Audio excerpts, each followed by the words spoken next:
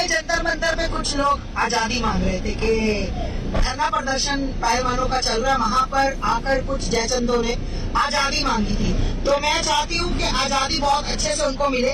मैं आस्था मां आजादी दूंगी, चांटे बजा बजा कर एक बार आओ आजादी दूं।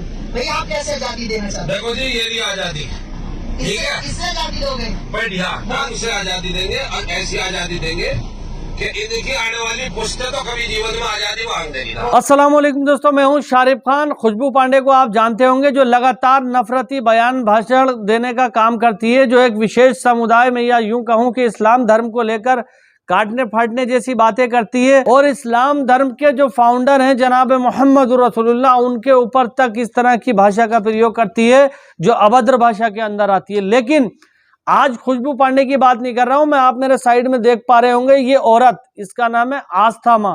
इसकी एक वीडियो क्लिप आपको दिखाने वाला हूं। इस वीडियो क्लिप के अंदर इसने भारत की उन बेटियों की बेइज्जती की है जो दिल्ली के जंतर मंतर पर बैठकर भारतीय जनता पार्टी के जो सांसद हैं ब्रजभूषण सिंह, उनसे लड़ रही हैं। उनके अन्याय के खिलाफ जो अपनी आवाज को उठाने की कोशिश कर रही हैं, उनकी बेइज्जती करने का काम किया इसने। और इसके जैसे और चेले चपाटे हैं, आरएसएस के लोग हैं। तो उसके बाद इन सब की खटिया खड़ी करने के लिए विनय दुबे मुंबई वाला आया है। विनय दुबे मुंबई वाले ने इन सब की खाट खड़ी कर दी है और इनको ऐसी धुलाई की है इनकी कि अब कभी ये खुशबू पांडे या आस्था मां बनने की कोशिश नहीं करेगी। एक तरफ ये आवाज उठा करके कह रही है कि मैं आस्था मां, यानी कि मैं धर्म रक्षक, मैं अपनी बच्चियों की रक्षा करने वाली। वहीं दूसरी तरफ दिल्ली के जंतर मंतर पर जो बच्चियां बैठ करके अपना हक मांग रही हैं, उनके खिलाफ कितनी अभद्र भाषा का प्रयोग किया है इस वीडियो क्लिप के अंदर आप देखना। साथ ही साथ विनय दुबे मुंबई वालों ने जो इसके मुंह पे चप्पल मार के इसको सीधा करने का काम किया है, वो भी इस वीडियो के अंदर आप देखना। तो टाइम को नहीं गवाते हुए ये विनय दुबे की वीडियो शुरू करते हैं, लास्ट तक देखना। विनय दुबे के ऊपर कानूनी कुछ पाबंदियां थी बोलने के ऊपर, जो फिलहाल अब हट चुकी हैं। तो मैं आपको विनय दुबे के वो काम भी दिखाता रहूंगा, साथ साथ में जो अनभक्तों को सीधा करने के लिए समय समय पर आगे आकर के वो करते हैं। तो शुरू करते हैं वीडियो, बाकी उसके बाद हम और आप डिस्कस करेंगे। पार्टी के समर्थक इस तरह की भाषा दिखा रहे हैं, कोई डंडा दिखा रहा है, कोई जूता दिखा रहा है। ये है भारत का वो भारतीय जनता पार्टी का असली चेहरा, जो अपने आप को सनातनी और बेटी बचाने वाला समर्थक कहता है। जो बैठी हैं वो सनातनी हैं, जो जंतर मंतर पर आंदोलन कर रही हैं वो सनातनी हिंदू हैं, वो बेटी है। और उसी को चप्पल, जूते और लकड़ी के डंडे दिखाकर उनको चटाचट बताने की बात करने वाली, अपने आप को भगवा पहनकर ओढ़कर बैठी हुई एक माँ है। मैं नमन करता हूँ और भगवान प्रभु श्री राम के चरणों में मैं प्रार्थना करता हूँ कि कृपया इस माँ की कोख में कोई बेटी मत दीजिएगा। जो अपने आप को आस्था माँ के नाम से संबोधित कर रही है, मैं भगवान माँ दुर्गा के सामने प्रभु श्री राम के चरणों में सौगंध माँ गंगा की खा के मैं उनको नमन करते हुए प्रार्थना करता हूँ कि कृपया इस आस्था माँ जैसी महिला के कोख में कभी बेटी मत दीजिएगा। क्योंकि एक महिला होकर भी अगर जंतर मंतर पर बैठी महिलाओं का यौन शोषण जैसा विषय इनको मजाक लग रहा है, तो भगवान इनके घर में कभी भी बेटियां मत दीजिएगा। इनके साथ में जो 3 और बैठे हुए हैं, इनके घर में भी कभी बहन और बेटी ना दें, ताकि ना ये लोग अगर गलती से कभी उनके साथ कोई गलत हो जाए और वो गलती करने वाला भारतीय जनता पार्टी का हुआ, तो ये लोग अपने सगे खून का समर्थन छोड़ के उस भारतीय जनता पार्टी के लोगों के तलवे सहलाएंगे। चलिए अब बात करते हैं असली मुद्दे की। इन्होंने अपनी वीडियो में दावा किया कि ये आज़ादी दिलाएंगे, जंतर मंतर को खाली कराएंगे। तो चलिए मैं आपके इस वचन को सत्य मान लेता हूँ और मैं मानता हूँ कि आप एक बाप के असली मर्द से जन्म ली होंगी, एक पवित्र माँ की कोख में जन्म ली होंगी। इन तमाम चारों लोगों को विनय दुबे का खुला आह्वान है, चैलेंज है कि अगर आपको सही में एक बाप ने पैदा किया है जिसके अंदर मर्दानगी होगी, अगर आपके माँ की जो कोख है वो पवित्र होगी, तो आपने जो चीज़ कहा और जैसे कहा वैसे आप अब करके दिखाइए। देश को देश देखना चाहता है कि आप लोग सही में जंतर मंतर जाते हैं, क्या केवल वीडियो बनाकर लोगों से थोड़े से फॉलोअर और व्यू के चक्कर में आप ये बकलोली कर रहे हैं।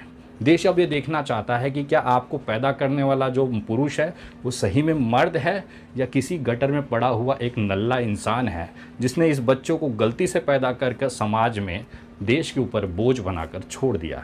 अब आपने जो बातें कही हैं अगले 2 दिनों के अंदर आपको साबित करनी है।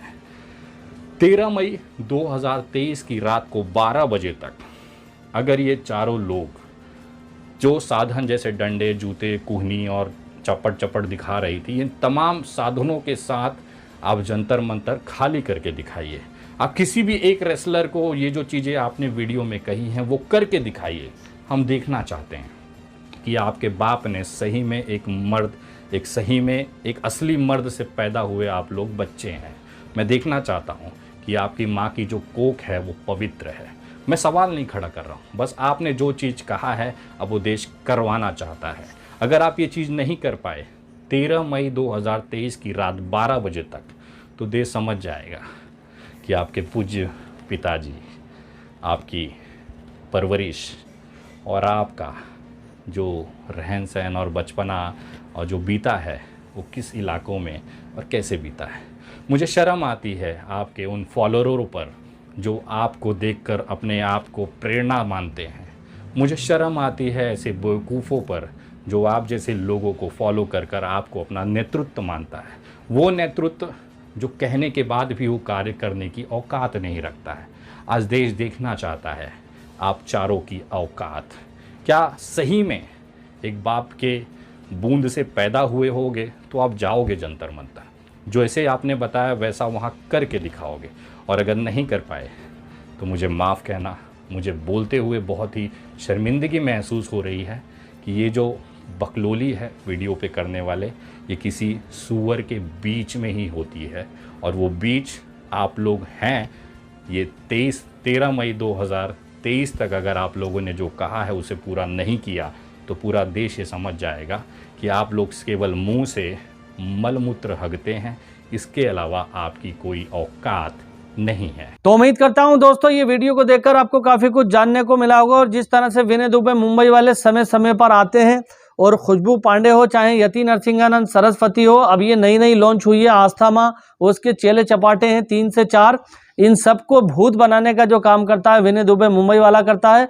विनय दुबे मुंबई वाले के ऊपर जैसे ही कोई चुनाव आता है तो ये अदालत में जाकर के एक अर्जी लगाते हैं कि उसका जो सोशल मीडिया अकाउंट है उसको चुनाव तक बंद कर दिया जाए। क्यों बंद कर दिया जाए? क्योंकि विनय दुबे तथ्यों पे बात करता है। तथ्यों के साथ भारतीय जनता पार्टी हो चाहे कोई भी राजनीतिक पार्टी हो, उनका काला चिट्ठा सामने ला करके रखने का काम करता है विनय दुबे मुंबई वाला। तो जैसे ही ये अंधभक्त वहां पर चिट्ठी जाकर के डालते हैं तो अदालत से एक्शन होता है और उसकी जो सोशल मीडिया अकाउंट है उनको बंद करने का काम किया जाता है। लेकिन खुशखबरी ये है कि परसों विनय दुबे के अकाउंट को वापस से बहाल कर दिया गया है कोर्ट के ऑर्डर के द्वारा। और सोशल मीडिया के ऊपर जो उनके ऊपर प्रतिबंध लगाया गया था कि अब वो आगे बातचीत नहीं कर सकेंगे, उसको हटा दिया गया है। तो कमेंट में अपनी प्रतिक्रिया जरूर दें। अगर इस वीडियो से आपने जो कुछ भी सीखा, अगर आप हमें विनय दुबे जैसे भाई को सपोर्ट करना चाहते हैं तो चैनल को सब्सक्राइब करके बेल आइकन पर ऑल का बटन सेलेक्ट कर लेना और हमारी इस वीडियो को ज़्यादा से ज़्यादा शेयर कर देना। बाकी इंशाल्लाह फिर मिलेंगे इसी तरह की एक नई वीडियो के साथ। तब तक अपने भाई को इजाज़त दें, दुआ में याद रखें। और दिल्ली जंतर मंतर पर जो लड़कियां अपने हक के लिए आवाज़ उठा रही हैं, उनके कदम से कदम मिलाकर के आगे चलो, उनकी आवाज़ बनो, उनको सपोर्ट करो। पूरा भारत, हिंदू मुस्लिम सिख ईसाई होने की जरूरत नहीं, इस समय में सब एक बन करके उनकी आवाज बनो और उनको इंसाफ दिलाओ। खुदा हाफिज, जय हिंद, जय भारत।